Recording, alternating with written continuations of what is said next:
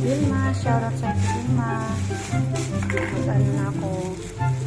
Ang tawag ito? Nagtatanggal-tanggal na maghimay-himay na ako.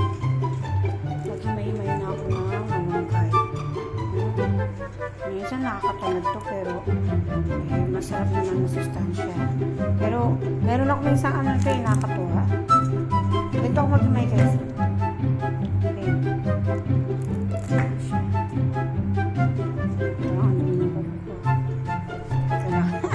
Hey guys, maghimay-himay na tayo ng malunggay. Kasi nag-dry na, kailangan himay natin. So guys, ito masustansya kasi ito. Pero sa totoo lang, kaya tamad talaga ako nito. Kaya tinatamad ako talagang pipilitin ko yan kasi masustansya yan. Minsan nga, sa sobrang katunahan ko may style pa akong ginagawa. Pero ganito talaga ako maghimay guys. Yan, diba yan siya? Kailangan ko sa dito. Tapos, hawakan ko siya dyan. Hindi nilahin ko siya nun. Hawakan ko siya dahan-dahan. Tapos ko siya dito. Kasi ilahin ko siya. Ganyan.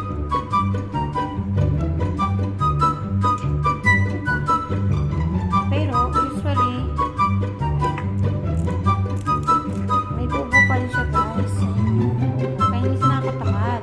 So, minsan, pagka, parang hindi nakikisama, ang gagawin ko sa kanya, ganito, papasok ko siya sa may butas. Diba yung mga kadalasan lagay natin yung basket.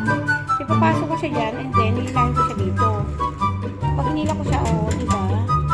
Diba, sa mga tamad dyan, ay, wala na kita. Ulitin ko, guys. Ayan. O, diba, tingnan nyo, may buho pa. Sa mga tinatamad dyan, yung gamitin yung, lagayan, may butas-butas na ganito. Ayan, tapos ipasok mo siya dyan. Pasok mo siya sa butas. Ayan. And then, pag napasok na, hilahin mo siya, guys. Ayan. O, diba? O, naiwan. Tingnan mo, kailangan, himay. Yung mga katulad mo tinatamad, ganyan gawin nyo. Diba?